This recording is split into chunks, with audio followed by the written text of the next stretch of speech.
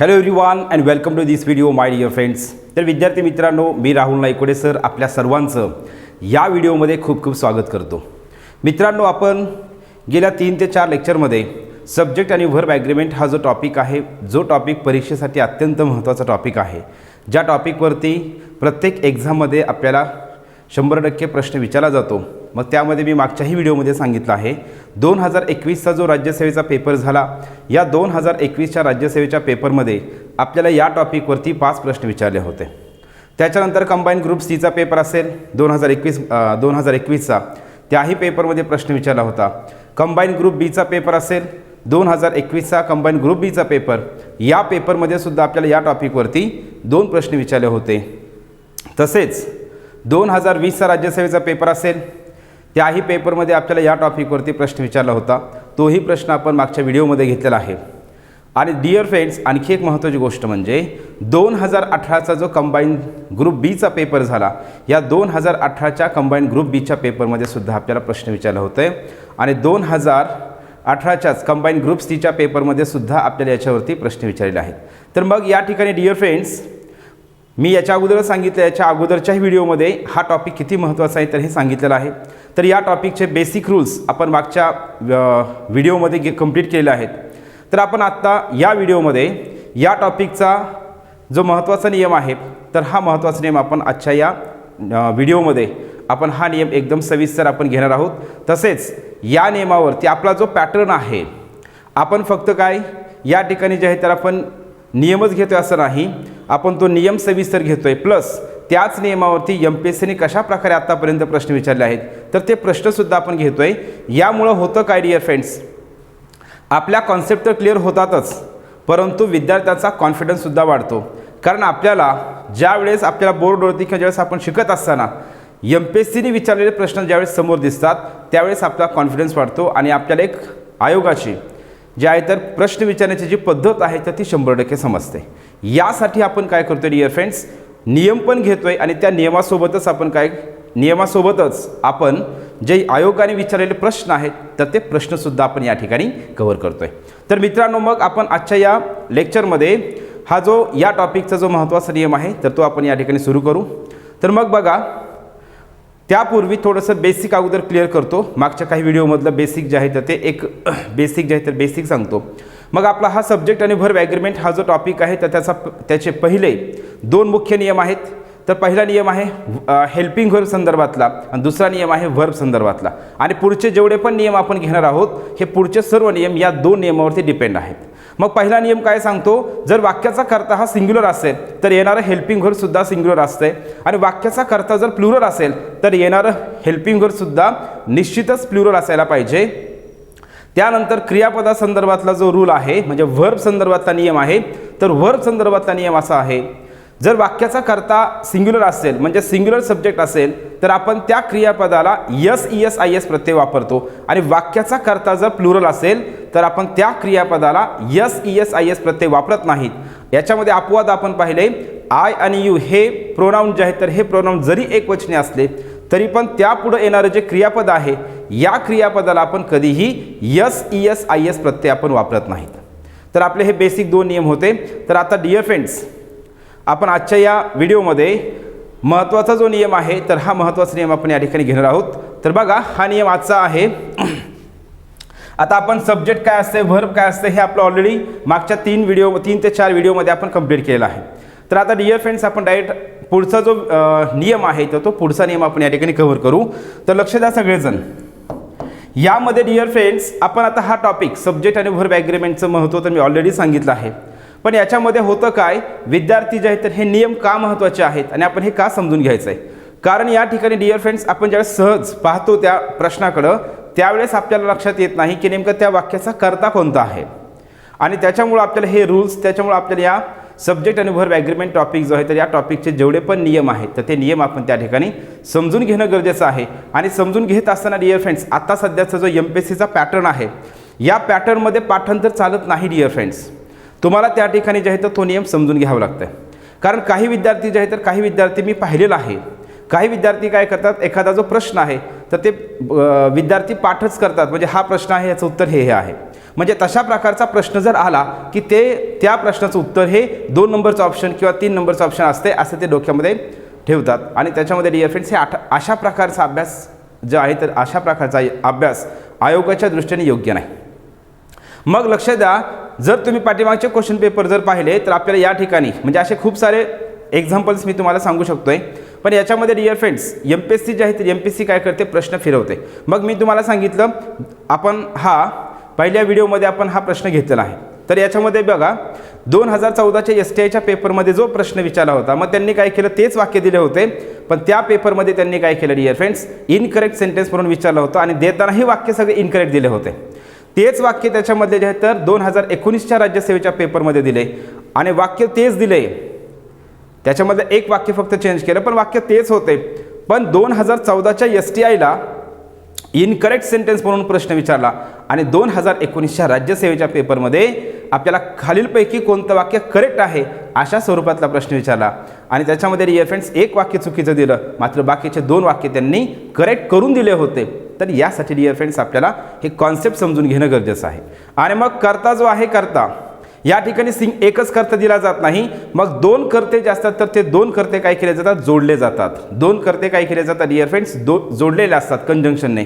मग त्यावेळी आपण ज्यावेळेस 2 कर्ते जोडलेले असतात त्यावेळी नेमकं हेल्पिंग वर्ब आपण कोणतं वापरायचं, पहिल्या कर्त्यानुसार वापरायचं का दुसऱ्या कर्त्यानुसार वापरायचं का दोन्हीचाही विचार करून वापरायचं, अशा प्रकारचा आपल्या मनामध्ये प्रश्न असतो. आणि त्याच्यामुळे डिअर फ्रेंड्स आपल्याला हे नियम आपण हे सगळे नियम जे आहेत तर हे नियम आपण समजून घेणं गरजेचं आहे, आपण शिकणं गरजेचं आहे. आणि याच नियमावरती जे आयोगाने आत्तापर्यंत प्रश्न विचारले त्याची प्रॅक्टिससुद्धा करणं गरजेचं आहे. तर बघा मग या ठिकाणी डिअर फ्रेंड्स मी काय सांगत आहे, तर आता आपलं बेसिक आहे. काय बेसिक आहे बघा, सपोज फॉर एक्झाम्पल बघा या ठिकाणी ही अँड आय. आता काय लिहिलंय मी या ठिकाणी, ही अँड आय. बघा ही अँड आय, या ठिकाणी ही अँड आय असं आहे आणि आपल्याला इथं हेल्पिंग वर्ब वापरायचं. मग एम इज आर वापरायचं आहे.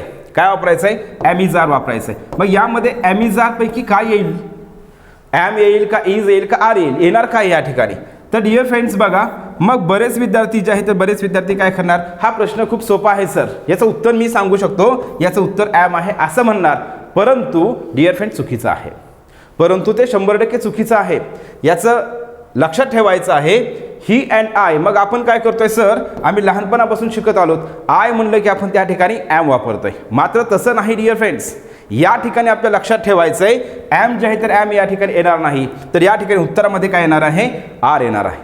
मग हे असं कसं येत आहे, तर हे आपल्याला समजून घ्यायचं डिअर फ्रेंड्स. यासाठी रूल्स महत्त्वाचे आहेत. बघा पुढचा प्रश्न 2018च्या कंबाईनच्या पेपरमध्ये आपल्याला अशा स्वरूपातलं वाक्य दिलं आहे. ते वाक्य मी तुम्हाला या ठिकाणी सांगतो आणि पुढे आपण लगेच नियम घ्यायला सुरुवात करूया. या ठिकाणी वाक्य दिलं dear friends, I as well as they, I as well as they, आणि त्याच्यानंतर वाक्य दिलं tired of this routine work. हे वाक्य दिलं आहे आपल्याला, रुटीन वर्क.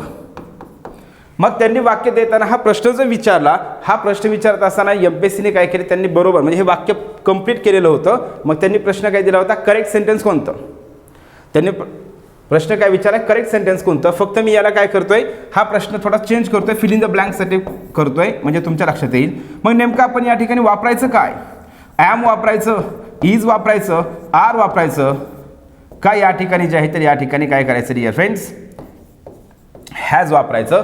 अशा प्रकारचे ऑप्शन्स आहेत. मग तुम्ही म्हणणार सर 100% सोपं आहे, याचं उत्तर मी सांगू शकतो. तर याचं उत्तर काय तुम्ही म्हणणार, तर या ठिकाणी डिअर फ्रेंड्स तुम्ही सांगणार दे आहे आणि म्हणून तुम्ही या ठिकाणी म्हणणार की सर याचं उत्तर जे आहे तर याचं उत्तर हे आर आहे. परंतु मित्रांनो हे बरोबर नाही, हे उत्तर जे आहे तर हे उत्तर बरोबर नाही. त्याचं रिझन असं आहे, कारण मग मी तुम्हाला हेच सांगतोय अशा ॲज वेल ॲज, या ठिकाणी डिअर फ्रेंड्स काय आहे, ॲज वेल ॲज, काय आहे ॲज वेल ॲज. मग या ठिकाणी लक्षात ठेवायचं आहे I as well as they tired of this routine work. मग या ठिकाणी कधीही लक्षात ठेवायचं आहे, तर अशा प्रकारचं ज्यावेळेस प्रश्न दिला जातोय मग त्यावेळी आपण हेल्पिंग वर्ब वापरत असताना नेमकं हेल्पिंग वर्ब आपण कोणत्या सब्जेक्टनुसार घ्यायचं, पहिल्या नुसार घ्यायचं का दुसऱ्यानुसार घ्यायचं का दोन्हीचाही विचार करायचा, हाच तर आपला प्रश्न आहे.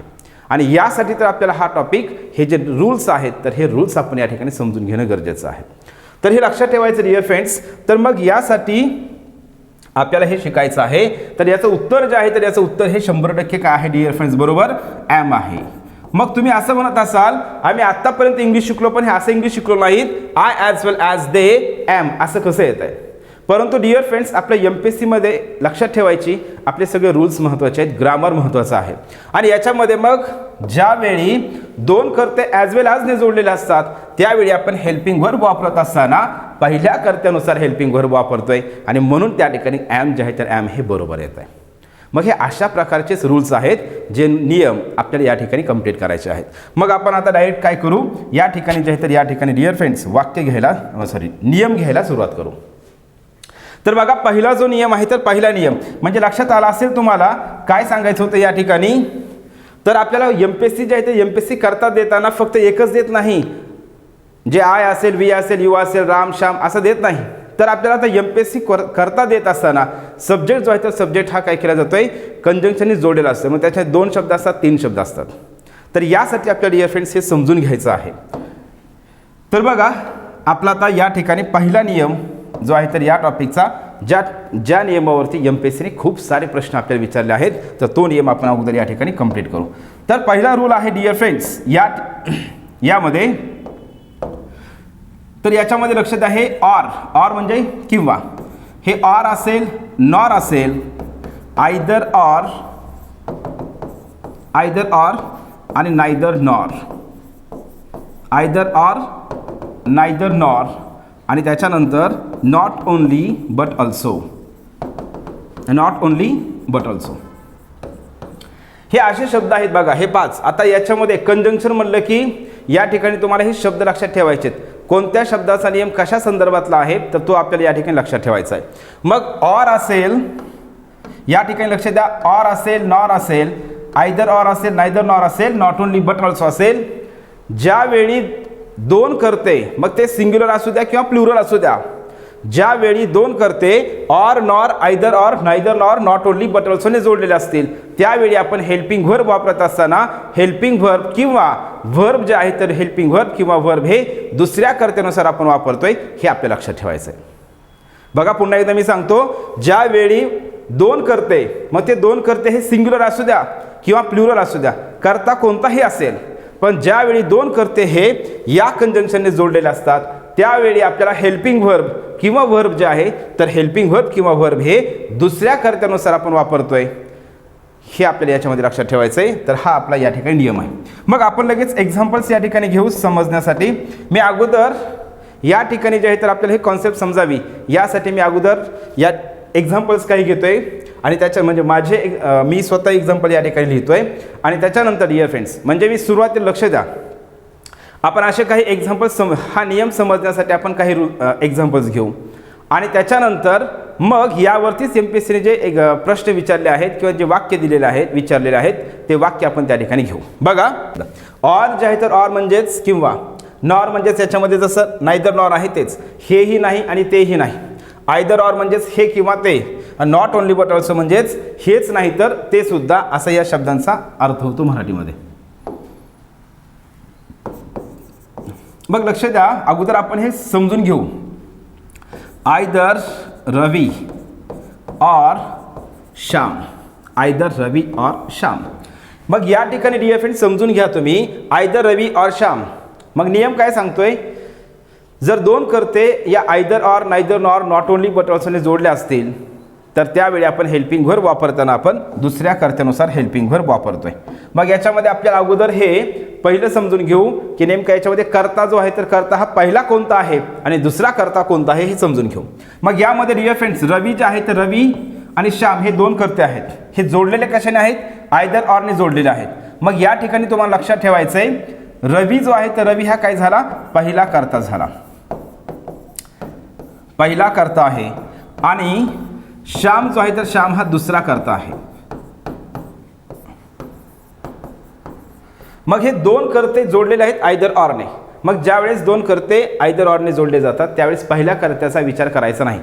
तो पहिला कर्ता एकवचनी असू द्या म्हणजे सिंग्युलर असू द्या किंवा प्लुरल असू द्या, कोणताही असू द्या, आपल्याला हेल्पिंग व्हर्ब किंवा जे व्हर्ब आहे तर ते व्हर्ब हे कशानुसार वापरायचं आहे, दुसऱ्या कर्त्यानुसार वापरायचं आहे. मग मी सुरुवातीला तुम्हाला समजावं यासाठी मी ऑप्शन देताना ॲमिजारचेच ऑप्शन देईल.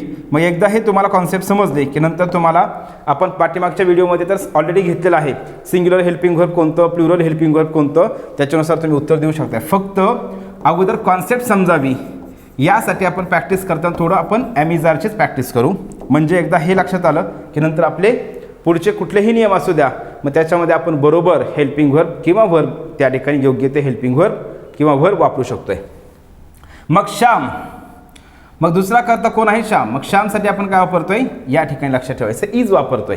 मग आपण हेल्पिंग व्हर्ब वापरताना काय करणार, दुसऱ्या कर्त्यानुसार हेल्पिंग व्हर्ब वापरणार. नेक्स्ट बघा एक्झाम्पल घेऊ. मग neither he nor his brother. बघा neither he nor his brother, इथंही आपल्याला ॲमिजारच वापरायचं आहे. काय वापरायचं आहे, ॲमिजारच वापरायचं आहे. मग या ठिकाणी काय येईल, या ठिकाणी पण तेच डिअर फ्रेंड्स. पहिला कर्ता जो आहे तर हा झाला पहिला कर्ता ही, आणि दुसरा कर्ता कोणता आहे तर दुसरा कर्ता हा हिज ब्रदर आहे. आणि मग तुम्हाला 100% लक्षात येईल आपल्याला हेल्पिंग व्हर्ब वापरताना काय करायचं आहे, दुसऱ्या कर्त्यानुसार हेल्पिंग व्हर्ब वापरायचं आहे. मग दुसरा कर्ता जो आहे तर दुसरा कर्ता हा हिज ब्रदर आहे. आणि म्हणून या ठिकाणी आपल्याला हेल्पिंग व्हर्ब वापरत असताना निश्चितच कोणतं हेल्पिंग व्हर्ब वापरायचं आहे तर ते म्हणजेच हिज ब्रदर. हा दुसरा कर्ता हा सिंग्युलर आहे, हिज ब्रदर सिंग्युलर. आणि जर मग मी या ठिकाणी जर असं घेतलं डिअर फ्रेंड्स तर बघा या ठिकाणी जर मी या ठिकाणी जर असं लिहिलं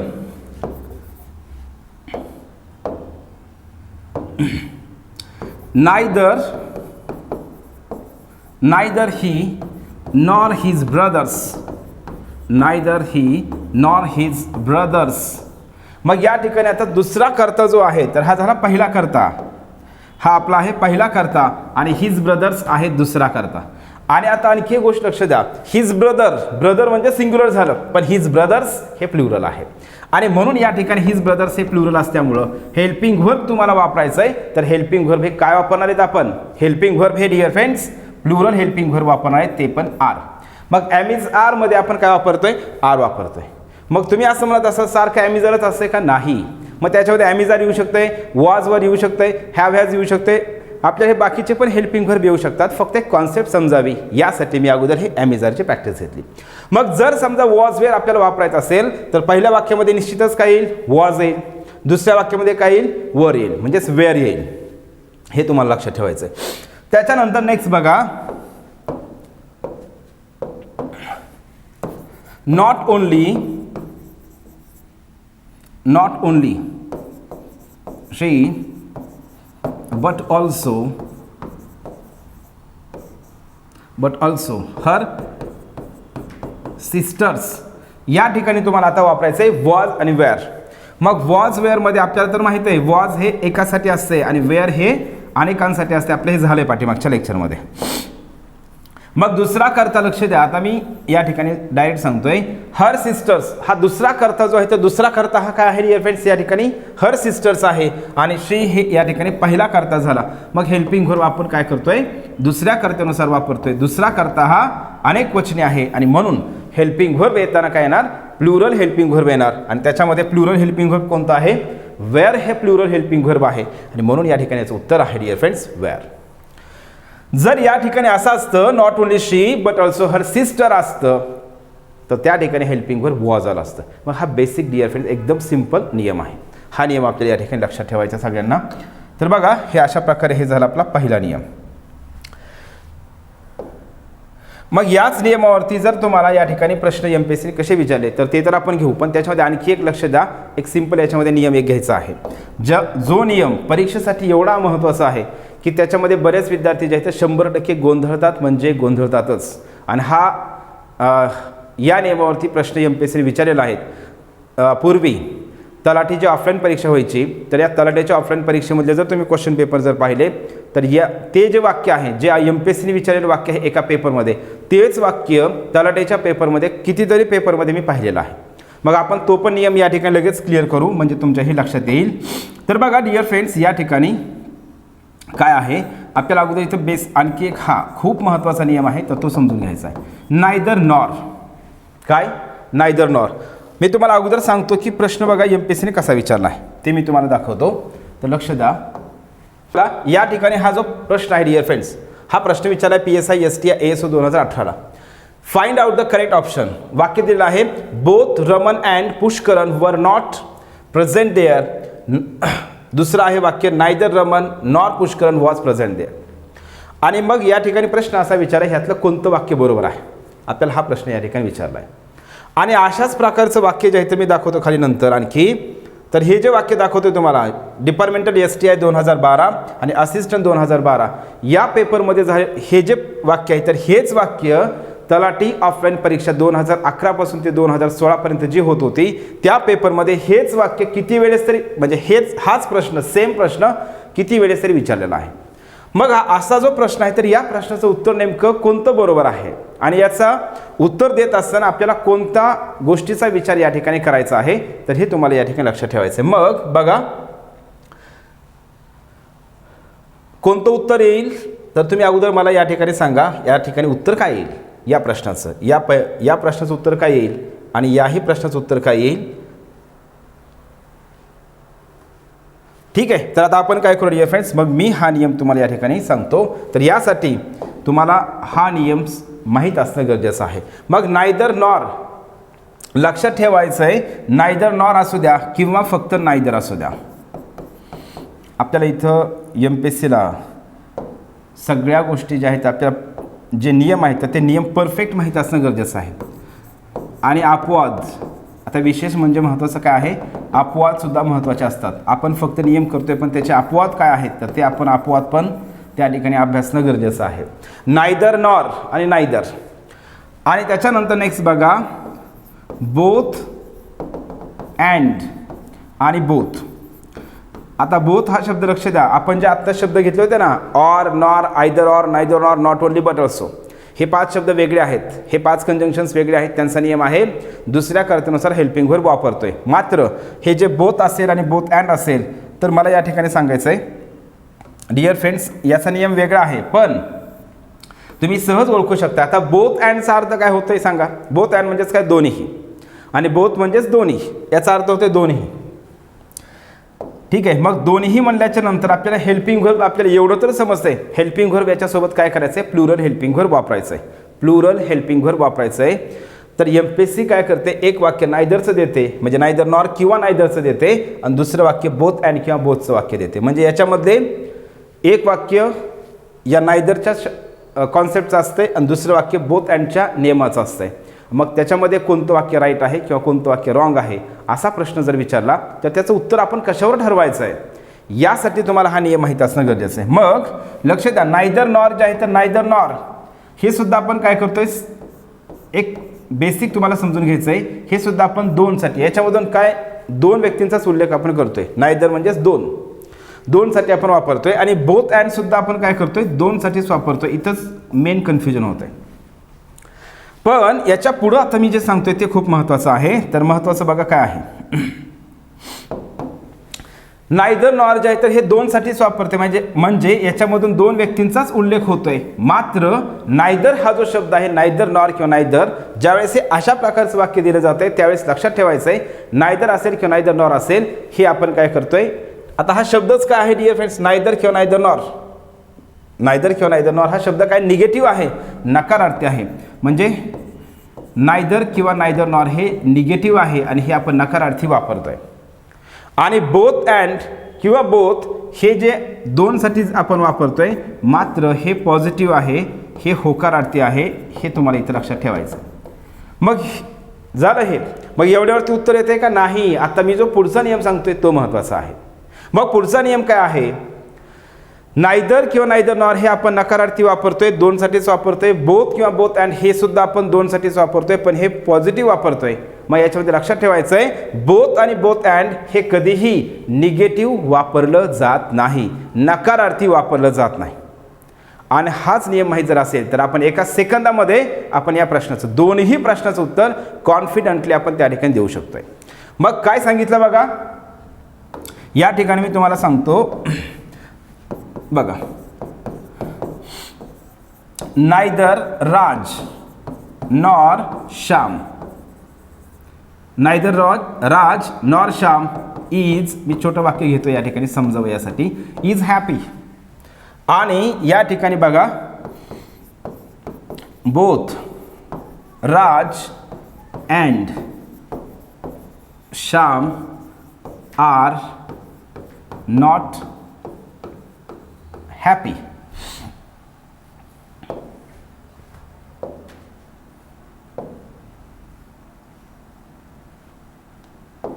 काय हॅपी. तर neither Raj nor Shyam is happy and both Raj and Shyam are not happy. या ठिकाणी हे दोन वाक्य दिलेत आणि प्रश्न विचारलाय which is the correct sentence, यामधलं करेक्ट सेंटेन्स कोणतं आहे. मग आपल्याला सगळ्यांना माहित आहे आता MPSCचा पॅटर्न काय आहे, प्रश्न म्हणजे आन्सर ऑप्शनचा only A is correct, only B is correct, both are correct आणि नायदर इज करेक्ट. मग या ठिकाणी लक्ष द्या डिअर फ्रेंड्स, मग कोणतं वाक्य बरोबर आहे तर तुम्हाला या ठिकाणी लक्षात ठेवायचं आहे, एकच सिंपल नियम लक्षात ठेवायचा आहे. काय, बोथ आणि अँडचं वाक्य आलं तर बोथ अँडच्या वाक्यामध्ये लक्षात ठेवायचं आहे नकारार्थी शब्द येणार नाही. म्हणजे याच्यामध्ये नॉट जे आहे तर नॉट हे या ठिकाणी चुकीचं आहे आणि म्हणून या ठिकाणी डायरेक्ट काय करायचं, हे वाक्य चुकलेलंच आहे, लक्षात ठेवायचं. क्लिअर. आणि याच्यामध्ये मग हे वाक्य जे आहे तर हे वाक्य बरोबर आहे, पण डायरेक्ट लगेच बरोबर करायचं नाही, तर याचा नियम अगोदर चेक करायचा आहे. नायदर राज नॉर श्याम, मग याचा नियम काय सांगतोय, दोन कर्ते जर नायदर नॉरने जोडले असतील तर आपण हेल्पिंग वर्ब हे दुसऱ्या कर्त्यानुसार वापरतोय. मग दुसरा कर्ता कोण आहे, श्याम. श्याम काय आहे, सिंग्युलर आहे आणि म्हणून या ठिकाणी हेल्पिंग वर्ब इज वापरलेला आहे का सिंग्युलर, तर ते बरोबर आहे. तर हे चेक करणं गरजेचं आहे डिअर फ्रेंड्स. MPSC कधी काय प्रश्न विचारायला सांगता येत नाही, मग त्यासाठी काय करायचं आहे, स्पीडमध्ये जायचं नाही. आणि अशामुळंच काय होतात, आपल्या परीक्षेमध्ये सिली मिस्टेक होतात आणि ती एक सिली मिस्टेक जी आहे तर आपल्याला सिली मिस्टेक खूप महागात पडते. तर यासाठी आपल्याला काळजीपूर्वक घ्यायचं डिअर फ्रेंड्स. आणि आणखी एक गोष्ट महत्त्वाची लक्षात ठेवायची, आत्ताचा जो परीक्षेमध्ये पॅटर्न आहे तर त्या पॅटर्नमध्ये काय करतं MPSC आता ABCD असे ऑप्शन देते आणि याच्यामध्ये नंतर ॲन्सर ऑप्शनमध्ये काय असतात, ॲन्सर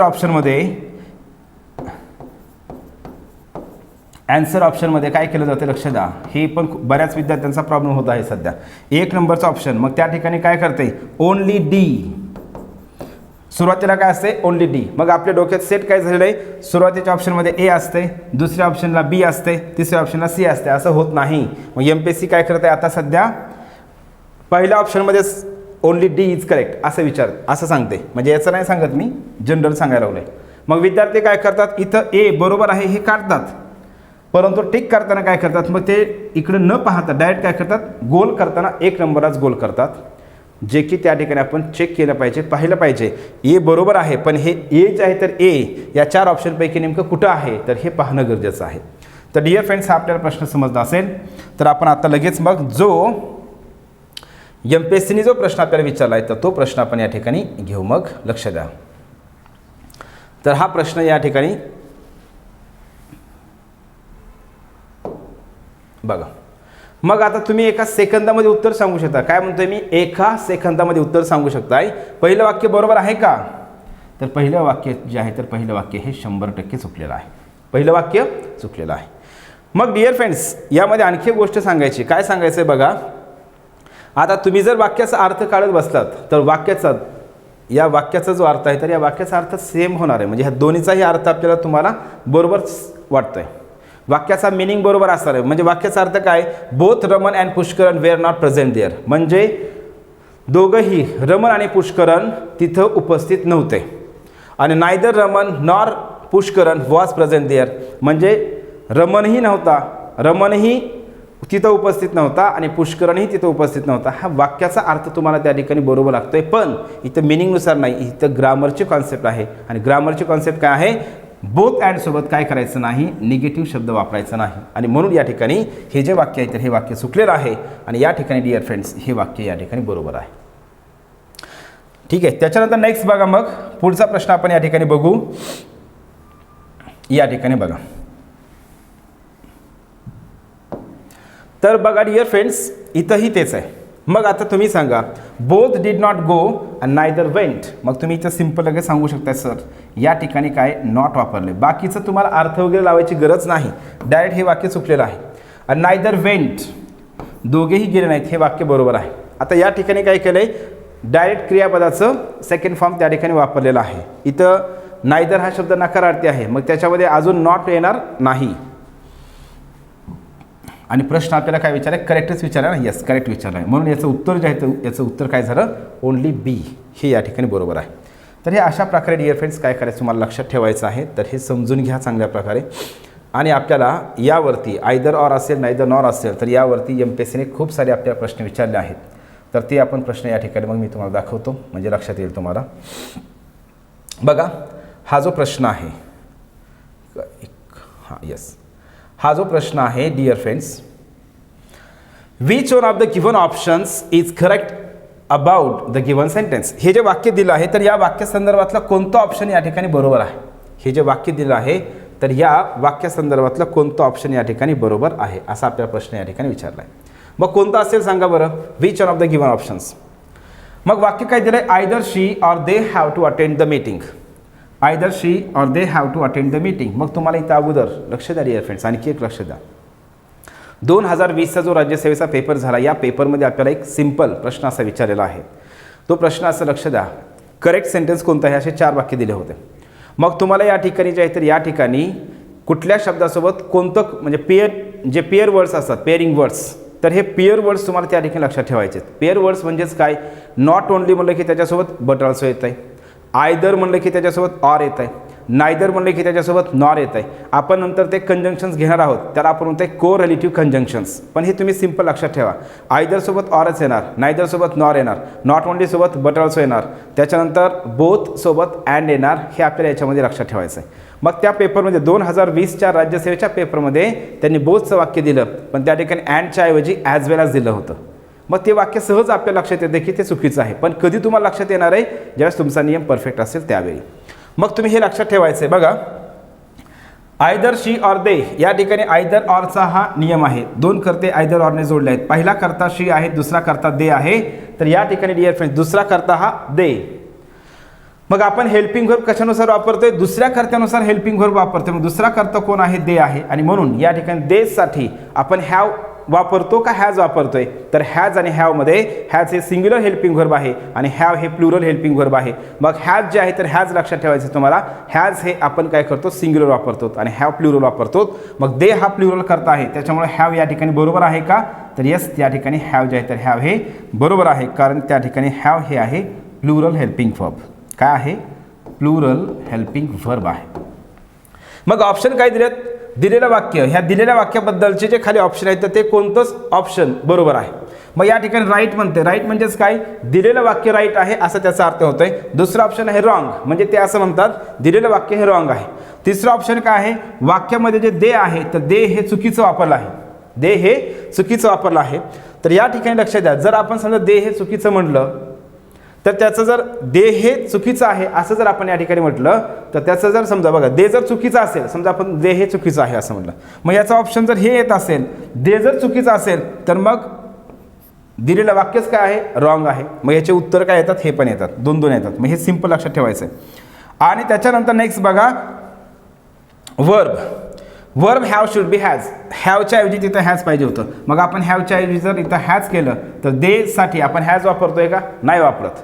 मग जरी समजा आपण ह्याला जर बरोबर करायचं म्हणलं तर ह्याचंही उत्तर आणखी काय होतंय, मग वाक्यामध्ये हॅव हे हॅवच्या ऐवजी हॅज पाहिजे होतं, म्हणजे वाक्यामधलं हॅव चुकीचं आहे असा त्या ऑप्शनचा अर्थ होतोय. मग हॅवच्या ऐवजी जर आपण हॅज टाकलं, दिलेलं वाक्य जर चुकीचं असेल तर या ठिकाणी मग याचं उत्तर हे पण येतंय आणि हे पण येतंय. ह्या ऑप्शनचा विचार केला तर मग तुम्ही असं जरी विचार केला असता तरी पण या ठिकाणी हे येतंय. परंतु इतकं आपल्याला खोलामध्ये जायची गरज नाही. आपल्याला इथं सिंपल लक्षात ठेवायचं आहे, दुसरा कर्ता हा दे आहे, दुसरा कर्ता हा प्लुरल आहे आणि म्हणून या ठिकाणी हेल्पिंग व्हर्ब येणारं प्लुरल हेल्पिंग व्हर्ब आपल्याला या ठिकाणी वापरायचं आहे. आणि म्हणून या ठिकाणी डिअर फ्रेंड्स काय असणार आहे, जे आहे तर दिलेलं वाक्य हे, जे आहे तर दिलेलं वाक्य हे 100% बरोबर आहे. त्याच्यानंतर नेक्स्ट क्वेश्चन बघू आपण. बघा पुढं, हा राज्यसेवा 2016च्या पेपरमधला आहे, राज्यसेवा 2016च्या पेपरमधला प्रश्न आहे. मग या ठिकाणी बघा, the matter could easily have been resolve but neither his friends nor he dash dash ready for any compromise. मग या ठिकाणी डिअर फ्रेंड्स लक्षात ठेवायचं आहे तुम्हाला. आपण कालच्या लेक्चरमध्ये पाहिलं आहे, कालच्या लेक्चरमध्ये मी तुम्हाला हा नियम सांगितला आहे. काय नियम सांगितला बघा. ज्यावेळेस असे 2 वाक्य दिले जातात त्यावेळी तुम्हाला टेन्स ॲग्रीमेंट लक्षात ठेवायचं आहे. आता टेन्स ॲग्रीमेंट एवढं सगळेच नियम लक्षात ठेवायचे काय, आत्ता सध्या मी तुम्हाला एकदम बेसिक सांगितलं होतं. पहिले 2 वाक्य आहेत, 2 वाक्यामध्ये जर एका वाक्यामध्ये जर पास्ट टेन्स असेल तर दुसऱ्या वाक्यामध्ये पास्ट टेन्स पाहिजे. हे टेन्स ॲग्रीमेंटचा नियम आहे. आणि दुसरी गोष्ट महत्त्वाची आहे, आपण त्यामध्ये हे शब्दसुद्धा मी तुम्हाला सांगितलेत. कॅन असेल, शुड असेल, मे असेल, मस्ट असेल, हे 4ही मोनोलॉगचे वर्ब हे प्रेझेंट पण दाखवतात, फ्युचर पण दाखवतात. आणि कुड असेल, वुड असेल, माईट असेल आणि यूज टू असेल, मग ते हॅड वगैरे असेल तर हे तर काय करतात, पास्ट दाखवतात. या वाक्यामध्ये काय आहे, कुड आहे, पास्ट आहे. सिंपल आपल्याला कुड हॅव तर हे पास्ट टेन्स इंडिकेट करते, पण इथं कुड पण आहे, म्हणजे आपण कुडवरून पण आपण या ठिकाणी समजू शकतोय. कुड हे कुठला टेन्स दाखवते, पास्ट टेन्स दाखवते. आता लक्ष द्या, इथं समजून घेऊ. नायदर हिज फ्रेंड्स नॉर ही, मग हे 2 करते जोडल्यात कशाने, नायदर नॉरने जोडलेत. दुसरा कर्ता कोणता आहे, दुसरा कर्ता हा ही आहे. मग दुसरा कर्ता ही आहे तर या ठिकाणी हेल्पिंग व्हर्ब वापरत असताना आपल्याला काय करायचं डिअर फ्रेंड्स, हेल्पिंग व्हर्ब हे दुसऱ्या कर्त्यानुसार म्हणजे ही नुसार वापरायचं आहे. मग ही हे सिंग्युलर आहे आणि म्हणून या ठिकाणी हेल्पिंग व्हर्ब सिंग्युलर येईल. मग या ठिकाणी आर येणार आहे का नाही, वेअर येणार आहे का नाही, मग येणार इज किंवा वॉज. मग आता या ठिकाणी कुड आहे, पास्ट टेन्समध्ये आहे. मग पास्ट टेन्समध्ये जर कुड असेल तर मग मी तुम्हाला सांगितलं पुढच्या वाक्यामध्ये पण पास्ट टेन्स असायला पाहिजे. म्हणजे या ठिकाणी याचं उत्तर जे आहे तर याचं उत्तर हे वॉज हे बरोबर आहे. मग हे अशा प्रकारे तुम्हाला लक्षात ठेवायचं. मग असे खूप सारे प्रश्न विचारले डिअर फ्रेंड्स एमपीएससीने आपल्याला. इथं पण बघा या ठिकाणी हा पण प्रश्न जो आहे तर हा प्रश्न डिपार्टमेंट PSIने विचारलेला आहे. Neither the man nor his wife, neither the man nor his wife. मग या ठिकाणी काय, हिज वाईफ हे सिंग्युलर आहे, दुसरा करता सिंग्युलर आहे. मग दुसरा करता सिंग्युलर असेल तर आपल्याला सर्वांना माहिती आहे हॅव आणि हॅजमध्ये काय, हॅज हे सिंग्युलर आहे, हॅव हे प्लुरल आहे. मग हॅव हे ऑप्शन येईल का, नाही येणार. वेअर प्लुरल आहे, येणार आहे का, नाही येणार. आर प्लुरल आहे, येणार आहे का, नाही येणार. मग हॅव, वेअर, आर हे पुढचं बघायची गरजच नाही. हॅव प्लुरल आहे, वेअर प्लुरल आहे, आर प्लुरल आहे, म्हणजे याचं उत्तर बिंदास लक्षात ठेवायचं. कोणतं येणार आहे, सेकंड नंबरचं ऑप्शन जे आहे तर सेकंड नंबरचं ऑप्शन बरोबर येईल. त्याच्यानंतर नेक्स्ट बघा. आता हा जो प्रश्न आहे तर हा प्रश्न विचारला तलाठ्याच्या ऑनलाईन पेपरमध्ये. काय विचारलं बघा मग या ठिकाणी dear friends, fill in the blank आहे. Neither his father nor his mother, neither his father nor his mother dash dash alive, alive म्हणजे जिवंत असते. मग याचा अर्थ असा होतोय त्याची आई, त्याचे वडीलही आणि त्याची आईही जिवंत नाही. मग या ठिकाणी डिअर फ्रेंड्स आपल्याला लक्षात ठेवायचं दुसरा कर्ता कोणता आहे, हिज मदर. मग दुसरा कर्ता जो आहे तो दुसरा कर्ता हिज मदर. मग हिज मदर हे काय झालं, सिंग्युलर झालं, एक वचन आहे. मग एक वचन जर असेल तर आपल्याला हेल्पिंग व्हर्ब काय करायचं आहे, सिंग्युलर हेल्पिंग व्हर्बच या ठिकाणी वापरायचं आहे. मग याच्यामध्ये आर प्लुरल आहे, वेअर प्लुरल आहे, राहिलं कोणतं, इज आणि हॅज. आता आपल्याला वाक्य मी कालच्या लेक्चरमध्ये तुम्हाला सांगितलंय हॅव हॅजमध्ये आणि ॲमिजारमध्ये काय फरक आहे. ॲमिजार हा एखादा व्यक्ती एखादी वस्तू सध्या काहीतरी आहे म्हणण्यासाठी आपण वापरतो, त्याला डिस्क्राईब करण्यासाठी वापरतोय. आणि हॅव हॅज जे आहे तर हॅव हॅज हे ओनरशिप म्हणजे त्या व्यक्तीकडे काहीतरी आहे म्हणण्यासाठी वापरतो. म्हणजे मी सांगितलं तुम्हाला डिअर फ्रेंड्स, मला सांगायचं आहे माझ्याकडे या ठिकाणी सांगायचं माझ्याकडे बाईक आहे, I have a bike, I have a bike. मला सांगायचं आहे आय हॅव म्हणजे मला चांगले मित्र आहेत, आय हॅव गुड फ्रेंड्स. मला सांगायचं आहे I have clever students.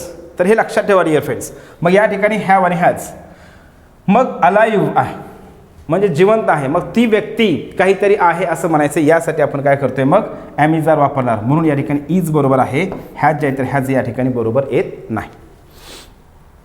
Has have आणि हॅज हे मालकी दर्शवण्यासाठी आपण वापरतोय.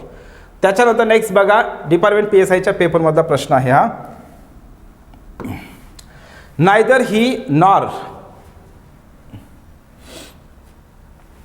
एक मिनिट अगोदर तुम्ही प्रश्न व्यवस्थित बघून घ्या, हा प्रश्न समजून घ्या, वाक्य बघून घ्या, ठीक आहे. आता बघा मी सांगतो, इथंही तेच नायदर ही नॉर हिज ब्रदर, या ठिकाणी डिअर फ्रेंड्स हिज ब्रदर. मग नायदर ही नॉर हिज ब्रदर जे आहे तर नायदर ही नॉर हिज ब्रदर. दुसरा कर्ता कोण आहे, नायदर ही नॉर हिज ब्रदर. दुसरा कर्ता हा हिज ब्रदर हा सिंग्युलर आहे आणि म्हणून हेल्पिंग व्हर्ब वापरताना दुसऱ्या कर्त्यानुसार वापरायचं आहे. आणि ते काय असणार आहे मग या ठिकाणी बघा, दुसऱ्या कर्त्यानुसार आपल्याला हेल्पिंग व्हर्ब वापरायचं आहे. मग ते सिंग्युलर हेल्पिंग व्हर्ब आलं पाहिजे. मग इथं आर येणार आहे का, नाही येणार. डायरेक्ट प्लेइंग येईल का, नाही येणार. कारण प्लेइंग म्हणजेच ING वापरत असताना लक्ष द्या, क्रियापद म्हणून जर आपण ING वापरला असेल मेन व्हर्ब म्हणून तर त्या त्या VING सोबत आपल्याला नेहमी हेल्पिंग व्हर्ब वापरावं लागते. मग ते ॲम असू शकते किंवा वॉज वेअर असते. डायरेक्ट आपल्याला मेन व्हर्ब म्हणून जर ING वापरलेलं जर क्रियापद असेल तर ते आपण मेन व्हर्ब म्हणून वापरू शकत नाहीत. म्हणून या ठिकाणी हे चुकीचं आहे. मग राहिला प्ले आणि प्लेस. मग आता इथं हेल्पिंग व्हर्ब तर नाही. मग आपण शिकलोय काय शिकलोय, जर वाक्याचा कर्ता जर सिंग्युलर असेल तर जर वाक्याचा कर्ता सिंग्युलर असेल आणि वाक्यामध्ये जर क्रियापदाचं पहिलं रूप दिलं असेल तर त्या क्रियापदाला आपल्याला ES वापरणं गरजेचं आहे. आणि म्हणून या ठिकाणी प्लेस जे आहे तर प्लेस हे या ठिकाणी बरोबर येतं. तर असे डिअर फ्रेंड्स आपल्याला या ठिकाणी खूप सारे प्रश्न जे आहेत तर प्रश्न विचारलेले आहेत MPSCने. मग आपण आता या ठिकाणी हा झाला नियम, आयदर ऑर नायदर नॉरचा नियम झालेला आहे. तर आपण या ठिकाणी हे तर वाक्य आपण ऑलरेडी घेतलेलं आहेत. तर आपण त्याच्यानंतर नेक्स्ट काय करू मग डिअर फ्रेंड्स, आपण पुढचा जो आहे तर बघा पुढचा आपण त्या ठिकाणी नियम या ठिकाणी कव्हर करू. आता बघा या ठिकाणी प्रश्न किती सिंपल आहे. काय प्रश्न विचारला आहे, कंजंक्शन कोणतं येईल. आता मी तुम्हाला आता सांगितलं ना इथं काय ऑर आहे. मग ऑर सोबत ऑर हे जे आहे तर ऑर हे कशासोबत वापरतोय, नॉट ओनली सोबत वापरतो का नाही, ऑल्सो सोबत वापरतोय का नाही, सर्टनली सोबत वापरतोय का नाही, तर कशासोबत वापरतोय, आयदर सोबत. मग हे अशा प्रकारचे पण काही वेळेस खूप सोपे प्रश्न पण असतात. ठीक आहे, बघा आता लक्ष द्या. आपण पुढचा नियम या ठिकाणी घेऊ डिअर फ्रेंड्स. मग पुढचा नियम असा आहे, आता या ठिकाणी जर दोन कर्ते, लक्ष द्या डिअर फ्रेंड्स, जर दोन कर्ते जे आहेत तर दोन कर्ते हे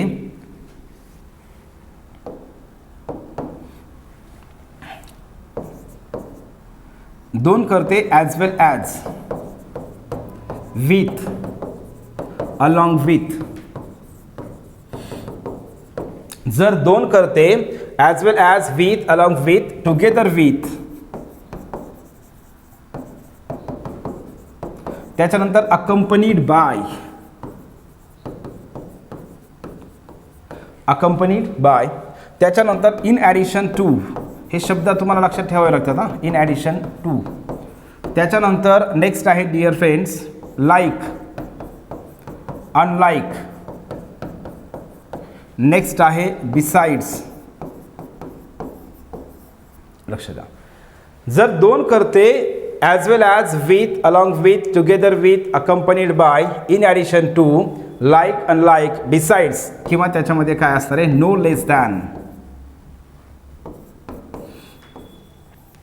यांनी जर जोडलेले असतील तर आपण हेल्पिंग व्हर्ब वापरत असताना लक्ष द्या, ज्यावेळी दोन कर्ते जे आहेत दोन कर्ते हे या कंजंक्शनने जोडलेले असतील त्यावेळी आपण हेल्पिंग व्हर्ब वापरताना हेल्पिंग व्हर्ब हे आपण काय करतोय, पहिल्या कर्त्यानुसार हेल्पिंग व्हर्ब वापरायचं आहे किंवा व्हर्ब जे आहे तर हे पहिल्या कर्त्यानुसार वापरायचं आहे, पहिल्या सब्जेक्टनुसार वापरायचं आहे.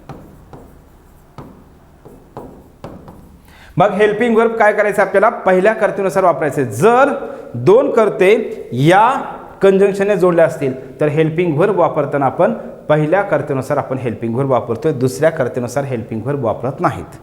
मग या ठिकाणी आपण एक्झाम्पल तुम्हाला सांगतो बघा, जे 2018च्या पेपरमधलं जे वाक्य होतं तर ते वाक्य तर आपण घेतलंय.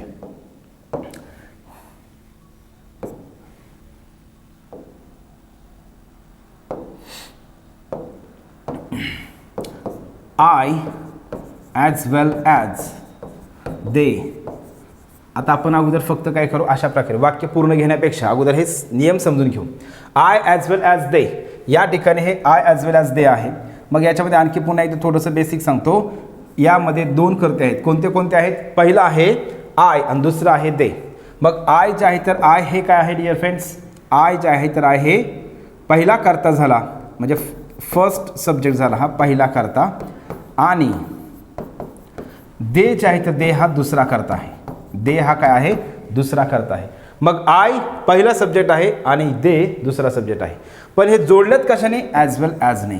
मग दोन कर्ते जर ॲज वेल ॲजने जोडले असतील तर आपण हेल्पिंग व्हर्ब वापरत असताना काय करतो, पहिल्या कर्त्यानुसार आपण हेल्पिंग व्हर्ब वापरतो. आणि म्हणून या ठिकाणी आपल्याला ॲम इज आर पैकी आपल्याला वापरायचं आहे. आणि कोणतं येईल मग ॲम इज आर पैकी या ठिकाणी डिअर फ्रेंड्स, मग ॲम इज आर पैकी या ठिकाणी 100% बरोबर काय येणार आहे, ते म्हणजे आपलं या ठिकाणी डिअर फ्रेंड्स ॲम येणार आहे. काय येईल, ॲम. मग ज्याला नियम माहीत नाही मग ते काय करणार या ठिकाणी डिअर फ्रेंड्स, मग देचा विचार करून त्या ठिकाणी आर वापरणार आणि आपला 1 मार्क जाणार. हे वाक्य MPSCने विचारलेलं आहे परीक्षेमध्ये, 2018च्या पेपरमध्ये विचारलेलं वाक्य. त्याच्यानंतर नेक्स्ट बघा,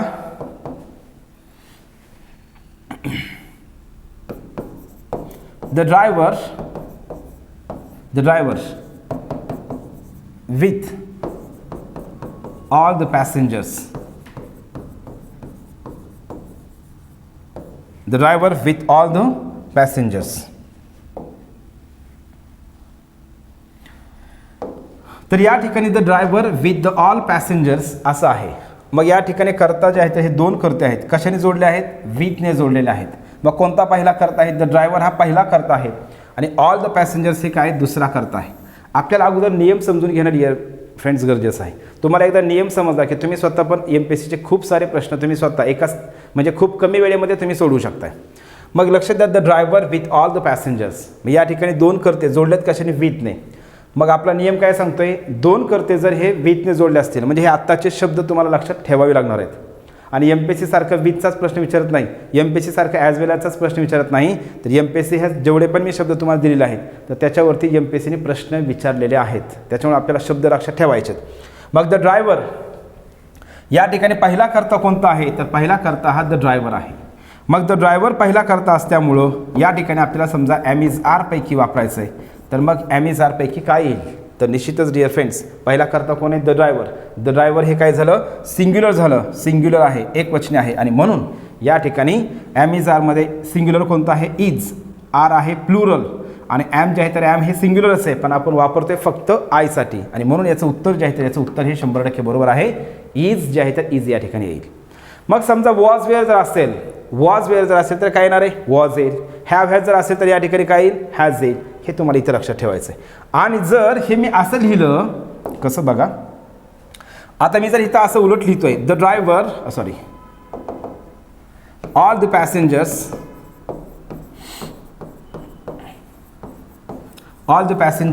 विथ द ड्रायव्हर असं जर लिहिलं तर मग या ठिकाणी हेल्पिंग व्हर्ब काय येईल? आत्ताचेच हेल्पिंग व्हर्ब ऑप्शन आहेत समजा ॲम असेल, इज असेल आणि आर असेल. यापैकी कोणतं येईल? मग इथं पण दोन कर्ते कशाने जोडलेले आहेत? पुन्हा तेच ऑल द पॅसेंजर्स आणि द ड्रायव्हर हे दोन कर्ते जोडले आहेत विथने. मग दोन कर्ते विथने जोडल्यानंतर आपण हेल्पिंग व्हर्ब काय करतो? पहिल्या कर्त्यानुसार हेल्पिंग व्हर्ब वापरतो. मग पहिला कर्ता आहे ऑल द पॅसेंजर्स आणि हा कर्ता काय आहे? प्लुरल आहे आणि म्हणून हेल्पिंग व्हर्ब वापरताना आपण काय करणार? प्लुरल हेल्पिंग व्हर्ब वापरणार, जे की या ठिकाणी कोणतं प्लुरल हेल्पिंग व्हर्ब आहे? याच्यामध्ये आर आहे. आणि जर वॉज वेअर असेल तर वॉज वेअर पैकी त्या ठिकाणी वेअर येईल. हॅव हॅज जर असेल तर हॅव हॅज पैकी मग त्या ठिकाणी हॅव येईल. तर हे तुम्हाला नियम परफेक्ट माहीत असणं गरजेचं आहे. मग याच्यावरती बघा MPSCने कशा प्रकारे प्रश्न विचारले तर ते पण आपण या ठिकाणी घेऊ. मग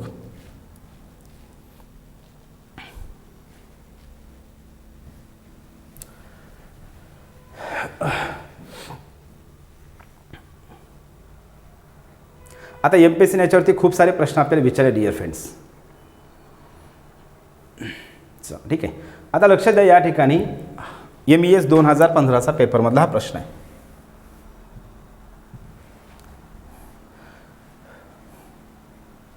अगोदर हे वाक्य व्यवस्थित हे करा कारण हे बॅकग्राऊंड व्हाईट असल्यावर कधी कधी काय होतं हे दिसत नाही व्यवस्थित. त्याच्यामुळे मी अगोदर असंही करतोय. क्वेश्चन पाहिला त्याच्यानंतर बघा नेक्स्ट.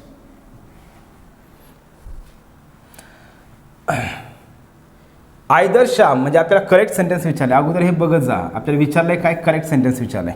मग either Shyam or his friend has booked tickets हे असं दिलेलं आहे. मग या ठिकाणी दोन कर्ते आयदर ऑरने जोडलेत. पहिल्या वाक्याचा विचार करू आपण. मग दुसरा कर्ता आहे हिज फ्रेंड. हिज फ्रेंड जे आहे तर हिज फ्रेंड हे काय झालं?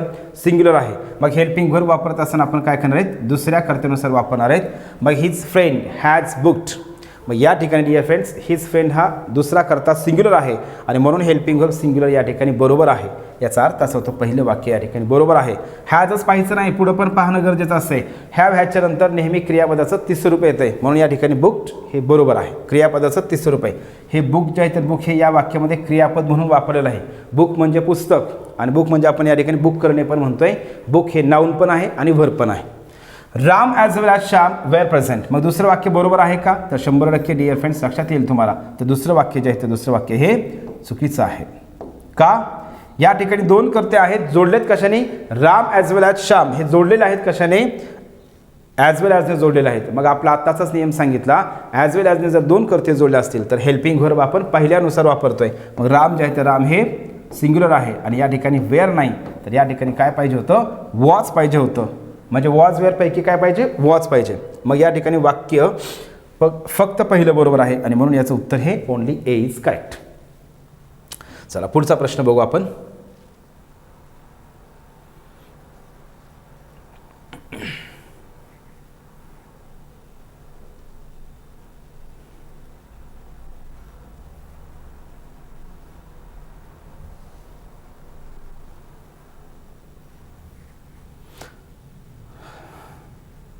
बघा या ठिकाणी हे वाक्य स्पॉट द एररचं वाक्य आहे. स्पॉट द एररचं वाक्य आहे. मग आयडेंटिफाय द एरर्स 276 नंबरचं वाक्य.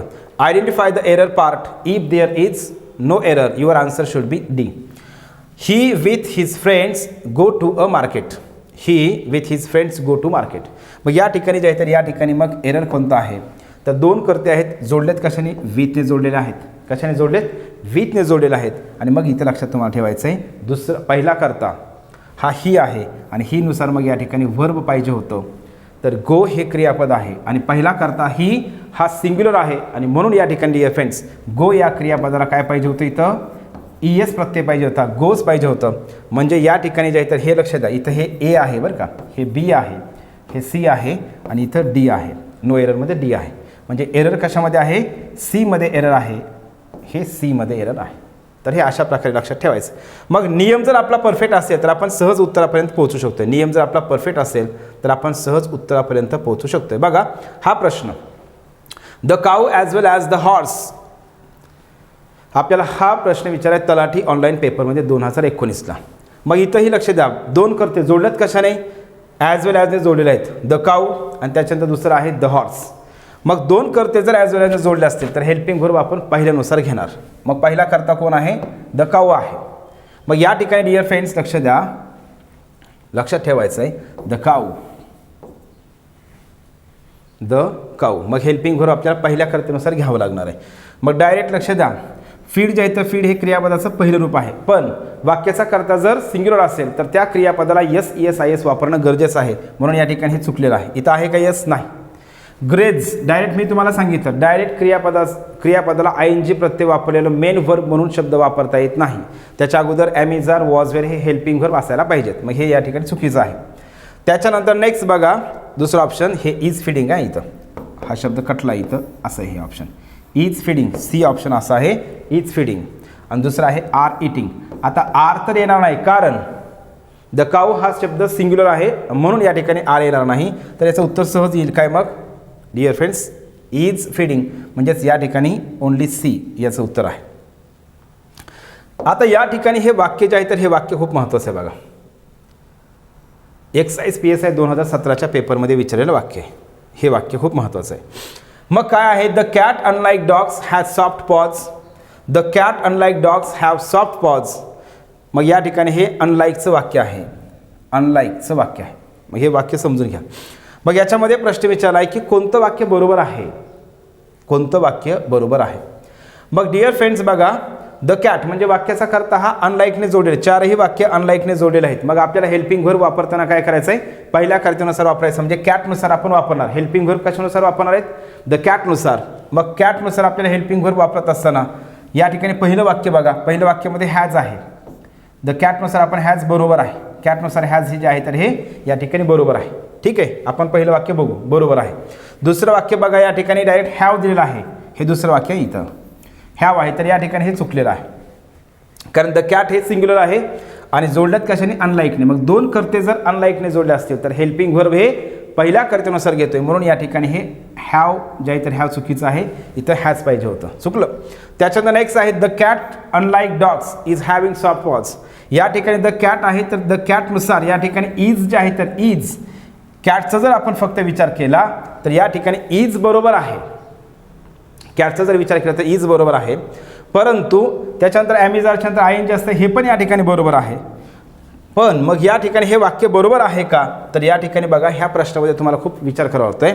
तर आपण हा टेन्समधला पण थोडासा भाग आहे, पण मी तुम्हाला या ठिकाणी सांगतो. तो लक्षात ठेवायचं डिअर फ्रेंड्स. एकच मिनिट बघा, या ठिकाणी हॅव जे आहे तर हॅव, या हॅवला काय म्हणतो आपण स्टेटिव्ह व्हर्ब म्हणतात. काय म्हणतात स्टेटिव्ह व्हर्ब. असे काही क्रियापद आहेत तर त्या क्रियापदाला आयएनजी प्रत्यय लागत नाही.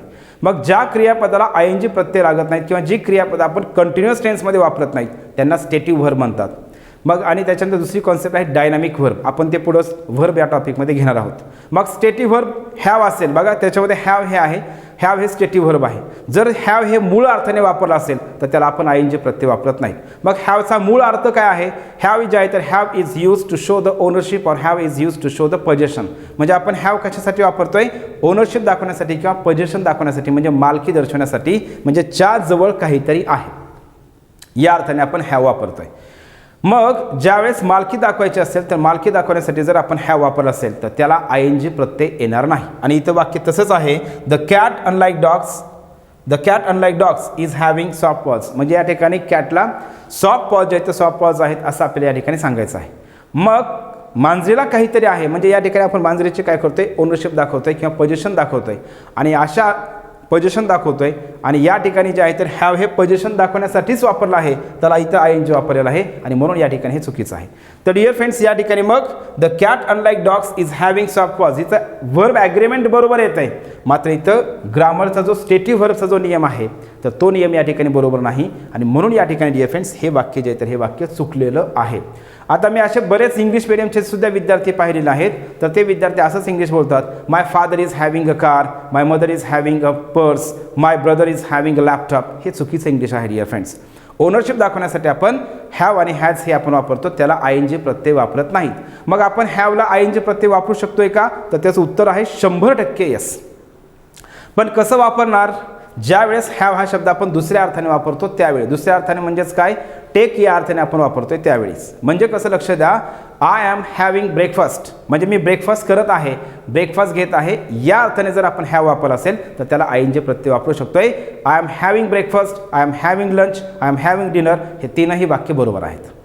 कारण आपण या ठिकाणी हॅव जे आहे तर हॅव हे ओनरशिपसाठी नाही वापरलं तर या ठिकाणी आपण हॅव हा दुसऱ्या अर्थाने म्हणजे खाणे किंवा घेणे या अर्थाने आपण वापरलेला आहे.